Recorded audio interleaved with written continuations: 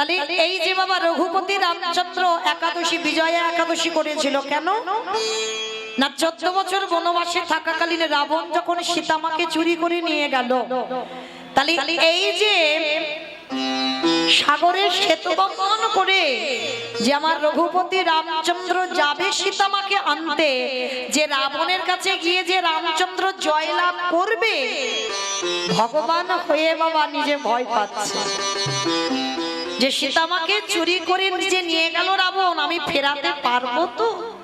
রামচন্দ্রের মনে ভয়। তখনই বাবা রামচন্দ্রকে আদেশ দেওয়া হয়েছিল সীতামাকে আনতে তখনই পারবে, ওই রাবণের সঙ্গে যুদ্ধ করে জয়ী তখনই হতে পারবে যদি রামচন্দ্র এই বিজয়া একাদশীর উপবাস করতে পারে। আর একাদশীটা এমনি এমনি করেনি বাবা, এই একাদশীর উপবাসটা কিভাবে করেছিল দেখো রঘুপতি রামচন্দ্র। এই রামচন্দ্র বাবা একাদশীর আগের দিন একটা মাটির ঘর, স্বর্ণ নয়, রূপ নয়, তামা নয়, স্টিল নয়, মাটির ঘর একটা আম্রপত্র দিয়ে প্রতিষ্ঠিত করেছিল, আর তার উপরে একটা স্বর্ণ নারায়ণের মূর্তি প্রতিষ্ঠা করেছিল। আর ওই নারায়ণের মূর্তি প্রতিষ্ঠা করে সারা রাত জাগরণ করে রঘুপতি রামচন্দ্র করেছিল বাবা একাদশীর উপবাস। কেন? শুধু সীতামাকে উদ্ধার করবে বলে লঙ্কাতে গিয়ে যাকে রাবণের সঙ্গে যুদ্ধ করে রামচন্দ্র জয়ী হতে পারে, তার জন্য ভগবানকে একাদশী করতে হলো। শুধু একাদশীর উপবাস করলো না, সারা রাত্র জাগরণ করে নারায়ণের আরাধনা করলো, নারায়ণের উপাসনা করলো। পরের দিন ওই ঘট গঙ্গায় ভাসিয়ে আর ওই যে স্বর্ণ মূর্তিটা তৈরি করেছিল নারায়ণের মূর্তি, ওই মূর্তিটা একজন ব্রাহ্মণকে দান করতে হয়েছে। ব্রাহ্মণকে দান করতে হলো। তারপরেই তো হনুমান ভল্লুকের দল এরা সাগরে একটা করে পাথর ফেলছে, পাথর ভাসছে। শুধু এরা যে কষ্ট করেছে তা নয়, আরো পশু পাখিরা কষ্ট করেছিল বাবা। দেখবে একজনের পিঠে একটু হাত বিলানোর চিহ্ন আছে, দেখবে কে জানো? কাঠবিড়ালি। এই কাঠবিড়ালিও আমার সীতামাকে উদ্ধার করবার জন্য অনেক পরিশ্রম করেছিল।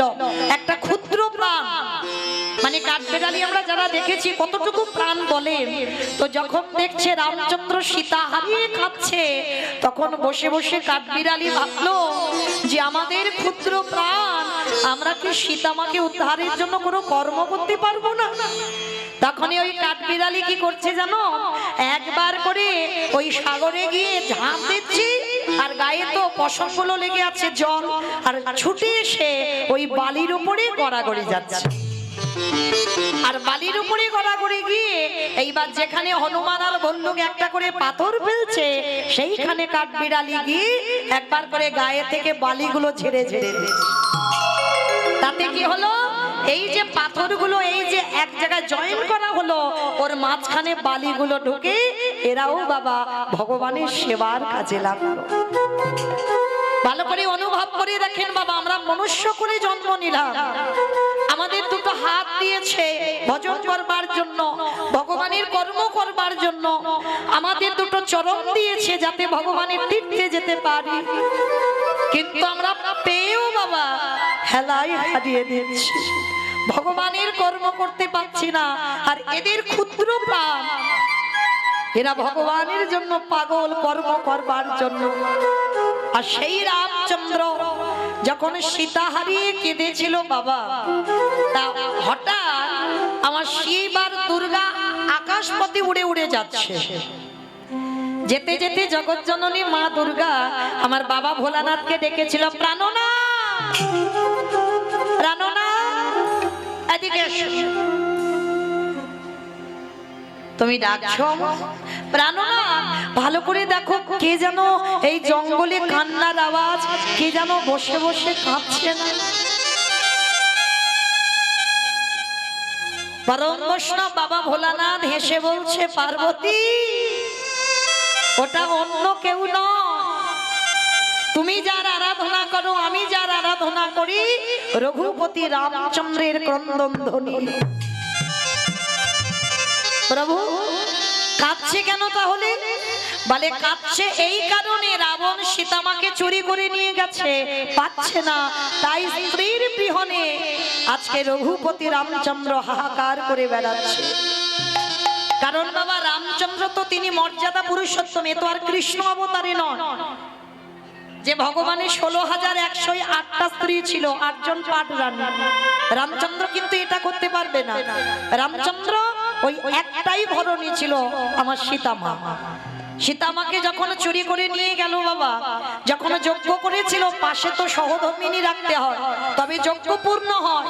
কিন্তু রাম যদি মনে করত দ্বিতীয়বার বিয়ে করতে পারত, কারণ তিনি তো রাজা, তিনি তো ভগবান, কিন্তু তার এমনই মর্যাদা ছিল সীতামাকে ছাড়া দ্বিতীয়বার বিবাহ করতে পারত, যার জন্য স্বর্ণ সীতা বানিয়ে বাবা যজ্ঞে বসেছিল, কিন্তু দ্বিতীয়বার বিয়ে করেনি আমার রামচন্দ্র। তাহলে কতটা ভালোবাসতো আমার সীতামাকে, তা সীতামাকে নিয়ে গেছে, পাগলের মতো রামচন্দ্র কাঁদছে।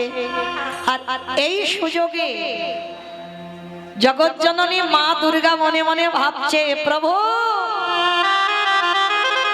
আমার বহুদিনের মনের আশা, আমি একটিবার তোমাকে পুত্র স্নেহে আমি আমার হৃদয়ে ধরতে চাই, একবার তোমাকে হৃদয়ে ধরে আমার মাতৃত্বটা যেন জুড়িয়ে যায়, আমার বহুদিনের আশা।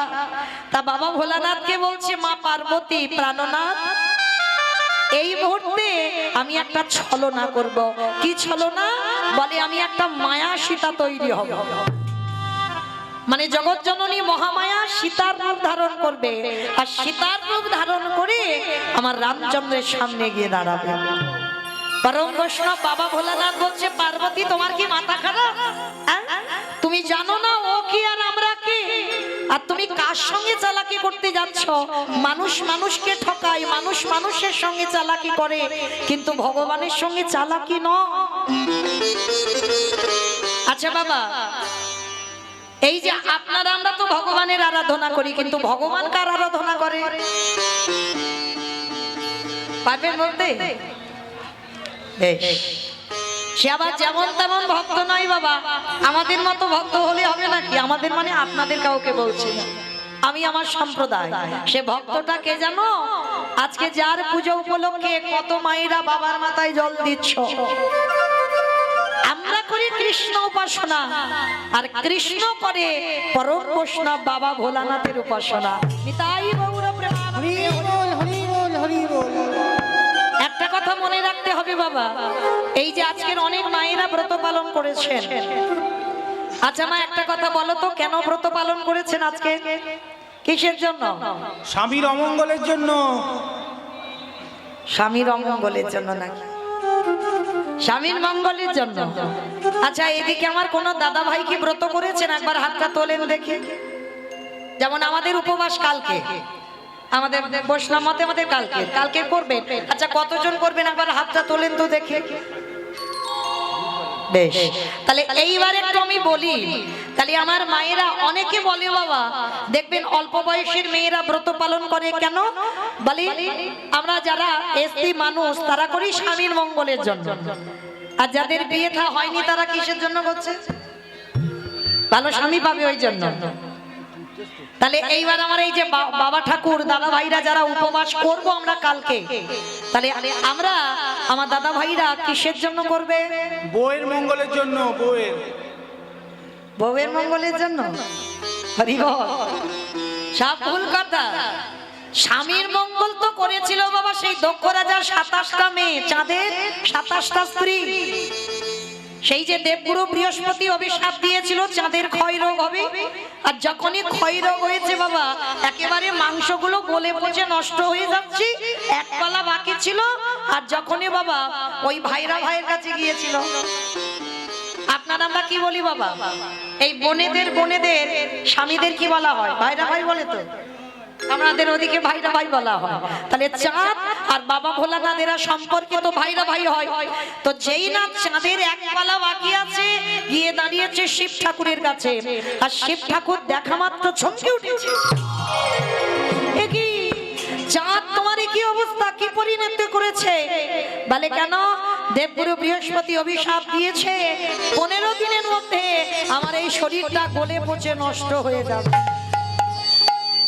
বলে তাহলে এখন করণীয় কি? বলে একটা কাজ করো, তোমার শরীরে যখন এত জ্বালা, শরীরে যখন এত যন্ত্রণা, তুমি একটা কাজ করো, আমার মাথাটা তো খুব ঠান্ডা, এইবার এক কলা চাঁদকে নিয়ে বাবা আমার জটার ভিতরে রেখে দিল। যার জন্য দেখবেন শিব ঠাকুরের মাথায় একটা চাঁদ তাই আছে তো, আর যার জন্য বাবার একটা নাম হলো চন্দ্রশেখর, আরো বলা হচ্ছে বাবার নাম শশী শেখর, পরম বৈষ্ণব বাবা ভোলানাথের নাম। তার যখন চাঁদকে এক কলা মাথায় রাখলো, এইবার 27টা মেয়ে তো স্বামীকে খুঁজে পাচ্ছে না, কাঁদতে কাঁদতে জামাই বাবুর কাছে এসে দাঁড়িয়েছে, চরণ দুটো ধরে ভোলানাথের কাছে, জামাই বাবু আমাদের স্বামীকে খুঁজে পাচ্ছি না, তুমি দেখেছো কোন রাস্তায় গেছে? সে তো 15 দিন কবে হয়ে গেছে, স্বামী বোধহয় আর বেঁচে নেই। আর জামাই বাবুর সঙ্গে কথা বলতে গিয়ে হঠাৎ দেখে না বাবা এক কলা চাঁদ শিবের জটার উপরে। 27টা মেয়ে দেখা মাত্র ছটকে উঠেছে, জামাই বাবু তুমি আমাদের এত ভালোবাসো, আমাদের স্বামীকে তুমি মাথায় রেখেছো, দাও এবার নামিয়ে দাও। পরম বৈষ্ণব বাবা ভোলানাথ বলছে, দেখো শালী, তুমি যদি আমার এই প্রাণটা নিতে চাও আমি এক্ষুনি দিয়ে দেব, তোমরা যদি 27 জন আমার কৈলাসটাকে চাও আমি এক্ষুনি দিয়ে দেব, কিন্তু চাঁদ তো আমি দিতে পারবো না, কারণ চাঁদ যদি আমি মাথা থেকে নামাই তোমাদের চাঁদের হরিবোল হয়ে যাবে, কারণ বাঁচবে না, আমার মাথায় আছে বলে বেঁচে আছে। জামাই বাবু তাহলে কি হবে তুমি বলে দাও। বৈকুণ্ঠপতি নারায়ণ এসে বলল, দাঁড়াও দাঁড়াও দাঁড়াও, কান্নাকাটি বাঁধিয়ে দিও না, তোমাদের স্বামীকে 15 দিনের মধ্যে আবার একটু একটু করে ফিরিয়ে দেব। কি করতে হবে? তোমরা এই 27টা মেয়ে চলে যাও প্রভাস তীর্থে, দ্বিতীয় দিন যাবে, তৃতীয় দিন জলটা তুলবে, আর চতুর্থদশী যেটা আজকে তিথি, এই চতুর্দশীর দিন এসে তোমরা সবাই 27 জন মিলে জামাই বাবুর মাথায় ঢেলে দাও। আর যখন তোমরা জামাই বাবুর মাথায় ঢেলে দেবে, দেখবে চাঁদ 1 কলা 2 কলা 3 কলা হতে হতে 15 দিনের মধ্যে পরিপূর্ণ হবে। কিন্তু চাঁদকে শিব নামাতে পারবে না, কারণ চাঁদকে যদি নামায় তাহলে চাঁদ আর বাঁচবে না। তাহলে মায়েরা কি বুঝলাম? 27টা চাঁদের বউ স্বামীর প্রাণ ফেরাবার জন্য আজকে তিথি, আজকের উপবাস করে বাবার মাথায় জল ঢেলেছিল। কিন্তু মায়েরা আমাদের স্বামীদের কি ওই ক্ষয় রোগ হয়েছে নাকি? হয়নি তো, তাহলে কি জন্য করেছি এইটা তো জানতে হবে। আমরা হিন্দু ধর্মের মানুষ, আমরা সনাতন ধর্মের মানুষ, শুধু কয়েকজন নয়, প্রত্যেকের কর্তব্য এই শিব চতুর্দশী ব্রত উপবাস করা। কেন? একটা কথা বলে যাই বাবা, সরাসরি ভগবানের কৃপা অত সোজা নয়, কারণ আমরা সেই সৌভাগ্য অর্জন করিনি যে আমরা সরাসরি ভগবানের কৃপা পেয়ে যাব। ভগবানের কৃপা পেতে গেলে ভগবান বারবার বলছে, আমি সবথেকে যাকে ভালোবাসি আগে তার চরণ আশ্রয় করো। এই যে আমার বাবা ঠাকুররা বললেন, ভগবান যার চরণ আশ্রয় করে আছে তিনি তো ভক্ত। আর পৃথিবীর মাটিতে, ত্রিলোকের মাটিতে সবথেকে বড় বৈষ্ণব যদি হয় একজন, তিনি হলেন বাবা ভোলানাথ। আর যদি বাবা, তার নাম তো আশুতোষ, একটা বেলপাতার বাতাসা, একটু দুধ গঙ্গা জল মাথায় ঢেলে দাও, দিলেই বাবা তিনি সন্তুষ্ট হয়ে যাবে। আর একবারে যদি বৈষ্ণবের কৃপা কেউ পেয়ে যায়, তার অচিরে কৃষ্ণ কৃপা হবে হবে হবে। নিতাই গৌর প্রেমানন্দে, নিতাই গৌর কৃষ্ণ প্রেমানন্দে, হরি হরি। তালি মায়েরা, এই যে আমরা সবাই বলে যাচ্ছি কীর্তনিয়ারা, হরিনাম ছাড়া কলির মানুষের কোনো গতি নাই, কোনো পদ নাই, কোনো রাস্তা নাই। ভালো করে একটু অনুভব করে দেখেন বাবা, গতি আছে। যে যত বড় ধনী হোক না কেন, যার যত টাকা থাকুক না কেন, যার যত অর্থ থাকুক না কেন, কেউ যদি সারা জীবনটা বাবা দিল্লি বোম্বে কাটায়, তবু মনে রাখতে হবে বাবা, শেষের দিনে তোমার কেউ আপন নয়। যত তাড়াতাড়ি জানবে বাবা, তত তাড়াতাড়ি তার মঙ্গল হবে। পৃথিবীতে যা যা কিছু দেখতে পাচ্ছ সব মা অনিত্য বস্তু, আর নিত্য বস্তু তো একজন, সেটা হলো আমার গৌর গোবিন্দ চরণ। নিতাই গৌর প্রেমানন্দে হরি বল, হরি বল। কিন্তু বাবা এখানে আমরা সবাই কিন্তু কথাটা জানি, যা যা কিছু দেখছি সব অনিত্য, সব দুদিনে, এটা আমরা জানি সবাই, কিন্তু মানতে চাই না, তাই না? যার জন্য তোমার সকাল থেকে আর রাত্রিবেলা ঘুমাতে যাওয়া পর্যন্ত ছেলে আমারে, মেয়ে আমারে, জায়গায় আমারে, জমি আমারে, বিষয় আমারে, বৈভব আমার, কিন্তু যতই আমারে আমারে করো না কেন, বাঁশি যদি বেজে যায় পড়ে থাকবে সরকারি খামার। এসেছো একা তুমি যাবে একা, যেদিন এসেছিল মা তুমি সেদিন কাউকে সঙ্গে নিয়ে আসনি, একাই এসেছো। আর যেদিন ভব ছেড়ে চলে যাবে সেদিনও তুমি একাই যাবে। হাতে কিছু নিয়ে আসনি, আর হাতে করে কিছু নিয়েও তুমি যেতে পারবে না। পরনে যে দামি পোশাকটা পরবে সেটাও কিন্তু এই সংসারে টেনে খুলে দেবে। হ্যাঁ, তাহলে শেষের দিনে বাবা তোমার সাথী হবে কি না, তোমার সঙ্গী হবে বাবা কর্মফল। কতদিন হরিবাসরে দাঁড়িয়ে কীর্তন শুনেছ, কতদিন ভাগবত আসরে বসেছ, কতদিন সাধু সঙ্গ করেছ, কতদিন যাবত তুমি গুরুচরণ আশ্রয় করেছ, কতদিন একাদশীর উপবাস করছ, কতদিন তুমি তুলসী তলায় জল দিয়েছ। এই ভালো ভালো কর্মগুলো তোমার সাথ দেবে। তবে মা আমি মৌমিতা একটা গ্যারান্টি দিতে পারি, আর একজন তোমার সঙ্গী হবে। জানি না আপনাদের এই এলাকায় এই চাম্পাহাটির দিকটা নিয়মটা আছে কিনা, তবে আমার এলাকায় নিয়ম আছে। মানুষের মৃত্যুর পর কিছু সঙ্গে দাও বা না দাও, দুটো জিনিস ভাড়া করে দিতে হবে, একটা হচ্ছে খোল আর একটা হচ্ছে করতা। আর পিছনে বাজাবে বলো হরি হরি বল, বলো হরি হরি বল। কি মাইরা আপনাদের গ্রামে হয়তো বেশ, তাহলে দেখেন বুঝতে সুবিধা হবে। তাহলে শেষের দিনে এই যে আমরা যখন ঠাকুর বিসর্জনে যাই তখন তো ডিজে বাজাতে বাজাতে যাই, কি মা যাই কিনা? আর তাহলে যেদিন আমাদের দেহ বিসর্জন হবে সেদিন কি একটা লরিতে করে ডিজে বাজি বাজি গেলে হতো না? হবালে হতো। তাহলে হচ্ছে না কেন? এই জায়গায় আমার চৈতন্য মহাপ্রভু শিক্ষা দিলেন, ওরে কলিরজি ভালো করে ভেবে দেয়, এলি খালি হাতে যাচ্ছে সে খালি হাতে, তাহলে তোর সঙ্গে হচ্ছে কে, তোর সাথী হলো কে? এই হরি নামে যাবে। আমাদের পচা দেখো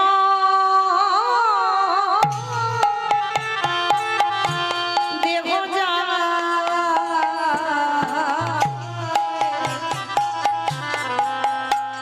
যেদিনে ভাব পারি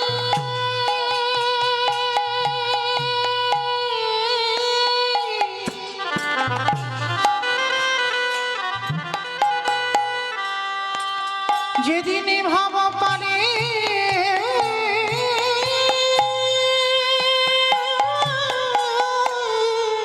হরি বল হরি বল।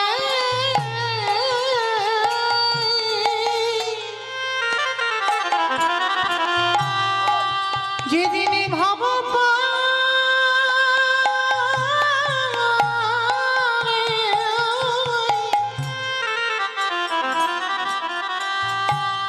ভাব পারি চলে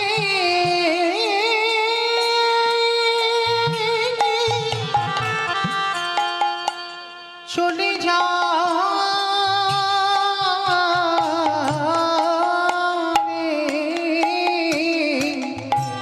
কেউ তোমার সঙ্গী নয় বাবা। ওগো শহীদে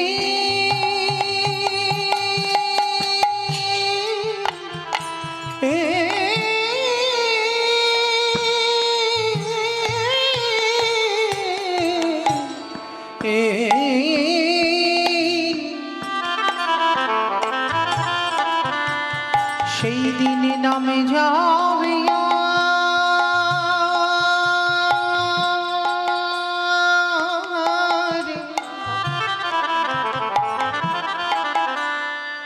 আর এই পচা দেহ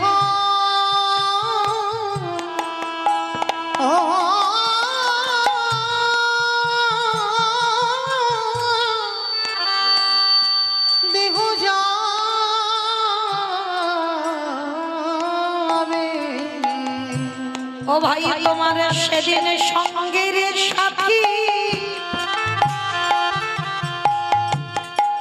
সাথী কেহ থাকবে না যেদিন খাঁচা ছেড়ে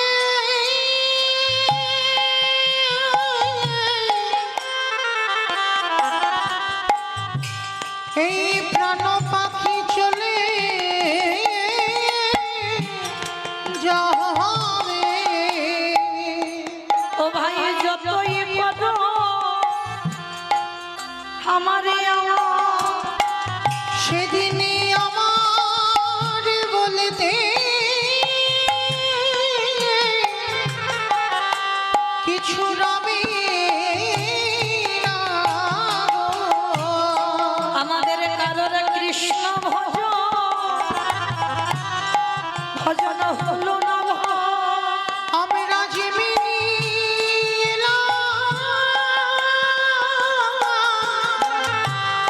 আমরা তেমনি গেলাম। আমরা শুধু এলাম খেলা ভব ছেড়ে চলে গেল বলে আমার বলতে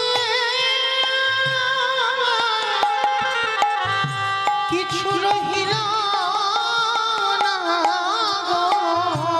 হৃদয়ময় আমার মতো পাপী আজ কেউ না আমার কেশে ধরে তুমি উদ্ধার করো। হৃদয়ময় আমি পারে ঘাটাতে দাঁড়াই রইলাম তুমি যে ভব পারের কামানজারি, তুমি আমার কেশে ধরে টেনে নিও আমি যে মায়া মাঝে পড়ে আছি। যেন চরণে ছাড়া করো না দয়া তোমার ওই চরণে জানাই রাখিলা। তুমি যেন চরণে ছাড়া ছড়া করো না হে। আস্তে তাহলে চলেন মায়ের আজকের আমরা সবাই পৃথিবীতে যদি বাবা সবাইকে ভুলে যায় কিন্তু একজনের চরণ যেন কোনোদিন না ভুলি, যেটা হলো আমার গৌর গোবিন্দ চরণ। কারণ আমরা সবাই বলে এসেছিলাম বাবা কৃষ্ণ ভজিবার তরে সংসারে আয়ন মিছে মায়ায় বদ্ধ হয়ে বৃক্ষ সম হইন। বললাম কৃষ্ণ দাস হয়ে গেলাম আমরা মায়ার দাস। কিন্তু সবার কাছে নিবেদন মা পৃথিবীতে যদি সবাইকে ভুলে যাও অসুবিধা না, কিন্তু আমার ওই ছেলেটা একটু ভালোবাসার কাঙাল, একটু প্রেমের কাঙাল। কোনদিন ভগবানকে বলেন ভক্তকে বলেনি যে আমার শ্বেত পাথরের মন্দির গড়ে দে, কোনদিন ভক্তকে বলেনি আমায় রজনীগন্ধার মালা দিয়ে সাজিয়ে দে, কোনদিন বলিনি বাবা যে আমার দামি দামি ফল মিষ্টি ডালা দিয়ে খেতে দে। কিন্তু ভগবানের লালসা নেই বলা ভুল মা, একটা লালসা আছে, বলো তো সেটা কি? ওটে কলির জ্ঞানন্ধজি সারাদিনে চলে যায়। কলিযুগে সংসার ধর্ম বড় ধর্ম বাবা, সংসার করতে হবে, সংসার বজায় রেখে তোমার কৃষ্ণ ভজন করতে হবে, তবেই তুমি বড় ভক্ত হবে। ওরে কলির জ্ঞানন্ধজি তোদের কাছে আমার নিবেদন রইল, সারাদিনে চলে যা, সারাদিনের মধ্যে একটুখানি আমার চরণে বসে, 24টা ঘন্টার মধ্যে একটু শুধু আমার চরণে বসে যদি একজন ভক্ত নয়ন জলে বুকু ভাসায়, যদি একজন ভক্ত বলতে পারি কৃষ্ণ তোমারে খোলামে বলে, আমার ভগবান বলে পৃথিবীর যেখানে থাকি না কেন সেই ভক্তের দুয়ারে এসে আমি দাঁড়াই যাই। আমরা জানি কিন্তু সবাই কিন্তু জেনে বাবা না জানার ভান করি, তাই না? ভগবান যে কি বস্তু সেটা আমার পরম বৈষ্ণব বাবা ভোলা না আর জগৎ জননী মা দুর্গাও বুঝতে পারেনি। ভগবানটা যে কি বস্তু চিনতে পারেনি, যার জন্য বাবা এই কলিযুগে যার ডাকে আমার কৃষ্ণ গৌর হয়ে এলো, তার একটা নাম ছিল অদ্বৈত আচার্য গোসাই। শুধু একটা নাম নাই বাবা, এই অদ্বৈত আচার্যের বহু নাম। অদ্বৈত আচার্যের আরো একটা নাম ছিল সীতানাথ, আরো একটা নাম ছিল মহাপ্রভুর খুব প্রিয় নাম। মহাপ্রভু যে নামটা বলে ডাকতো অদ্বৈত আচার্য গোসাইকে, যে নামটা হচ্ছে বাবা নাড়া বলে ডাকতো। এই নাড়া কেন বলতো জানো? উনি তো 12 বছর তুলসী ভাসিয়ে আমার বৈকুণ্ঠপতি ভগবানের সেই আসনটা নাড়িয়ে দিয়েছে। জগতে লাখো লাখো ভক্ত আছে, কোটি কোটি ভক্ত আছে, কারোর ডাকে আসনটা নড়েনি। এই অদ্বৈত আচার্যের ডাকে আসনটা নড়ে গেল, যার জন্য কলিযুগে ভগবান এসে অদ্বৈত আচার্যকে আদর করে নাড়া বলে ডাকতো। আর জন্ম নেওয়ার পরে নাম হয়েছিল কমলাক্ষ, দীক্ষা নেওয়ার পরে নাম হলো অদ্বৈত। আর মহাপ্রভুর দেওয়া নাম সীতানাথ। এই সীতানাথ কেন নাম দিয়েছিল জানো মা? যেদিন আমার রামচন্দ্র 14 বছর বনবাস, আর 14 বছর যখন বনবাসী হলো, এই যে আমাদের আজকের এই যে চতুর্দশী বাবা, এর আগে যে একাদশীটা হয়ে গেল বিজয়া একাদশী, শুধু যে আমরা মনুষ্য কুলে জন্ম নিয়ে মা আমরা একাদশীর উপবাস করেছি না, আমার রঘুপতি রামচন্দ্রও করেছিল একাদশীর উপবাস। এই যে একাদশীটা চলে গেল বিজয়া একাদশী, ওই একাদশীটা রঘুপতি রামচন্দ্র করেছিল। কেন? 14 বছর বনবাসে থাকাকালীন যখন বাবা রাবণ রাজা সীতা আমাকে হরণ, যারা কীর্তনটা গাওয়াচ্ছে বাবা, যারা কীর্তনের আয়োজনটা করেছে, তারা কিন্তু জেনে গেছে এটা কলিযুগ। আর এই কলিযুগে যাগযজ্ঞ নয়, ব্রত পূজা নয়, ধ্যান তপস্যা নয়। চৈতন্য মহাপ্রভু বললেন, কলির মানুষ তোরা যদি ব্রত পূজা না করিস তাতে কোনো অসুবিধা নাই, করলে তো ভালো, আর যদি না করিস তাতে অসুবিধা নাই। কেউ যদি যজ্ঞ অনুষ্ঠান না করে তাতেও অসুবিধা নাই, কেউ যদি পূজা অর্চনা না করে তাতেও অসুবিধা নাই। কিন্তু কলির মানুষকে একটাই পদ অবলম্বন করতে হবে বাবা, সেটা কি? হরিরি নাম হরিরি নাম হরিরি নাম এব কেবলম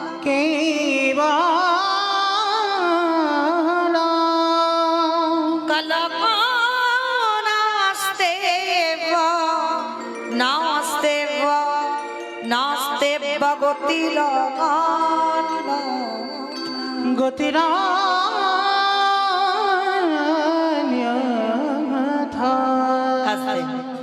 কি বোঝালেন? কলির মানুষের হরিনাম ছাড়া কোনো গতি নাই, কোনো গতি নাই, কোনো গতি নাই।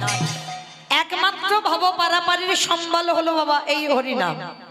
আপনারা প্রশ্ন করবেন, মৌমিতা ও তো সব কীর্তনিয়ারা বলে যায়, বলে হরিনাম শোনো, হরিনাম গাও, একাদশী করো, ভগবানের চরণে তুলসী দাও, তুলসী গাছে জল দাও, তুলসী আরতি করো, ও তো সব কীর্তনিয়ারা বলে, যারা ভাগবতে বসে তারাও বলে। কিন্তু মায়েরা আমরা শুধু বলে যাব আর আপনারা শুনে চলে যাবেন হবে না, একটু হৃদয়ঙ্গ করতে হবে। এই যে কীর্তনিয়ার আমরা বলছি, হরিনাম ছাড়া মানুষের কোনো গতি নাই, কোনো পদ নাই, কোনো রাস্তাও নাই। একমাত্র সম্বল হলো আমাদের এই হরিনাম। কি বাবা একটু হৃদয়ঙ্গ করে ভেবে দেখেন, কারণ যে জায়গাটা বসেছেন মা, ওই জায়গাটা বড় ধন্যাতি ধন্য জায়গা। আপনারা মনে করছেন বাবা এই জায়গাটা উঁচু জায়গা, কিন্তু না, এই জায়গাটা হচ্ছে নিচু জায়গা। আপনারা যে জায়গাতে বসেছেন ওই জায়গাটা হচ্ছে বাবা অনেক উঁচু জায়গা। নববিধা ভক্তির মধ্যে বাবা আগেই বলছে শ্রবণ, পরে বলছে কীর্তন, আগে শোনার জায়গা, তারপরে বলছে বলার জায়গা। আগে কিন্তু বলতে বলছে না, আগে বলছে না যে কীর্তন গাও, আগে বলছে কীর্তন শোনো। আর যদি বাবা ওই জায়গাতে বসে ঠিক ঠিক যদি কীর্তন শোনার মতো শোনা যায়, ওখানে বসেও কৃপা হয়। আর এখানে দাঁড়িয়ে যদি ঠিক ঠিক গাওয়ার মতো গাওয়া যায়, এখানেও কৃপা হয়। তাহলে হচ্ছে না কেন? গাওয়াটা ঠিক হচ্ছে না, শোনাটাও ঠিক হচ্ছে না। যদি ঠিকঠাক চলতো বাবা তাহলে তো কৃপা অবশ্যই হতো। কিন্তু যে জায়গাটা বসেছেন বাবা একটু হৃদয়ঙ্গ করতে হবে, অনুভব। প্রথমেই বলিনি বাবা, কীর্তন হচ্ছে একটা নারকেলের মতো জিনিস।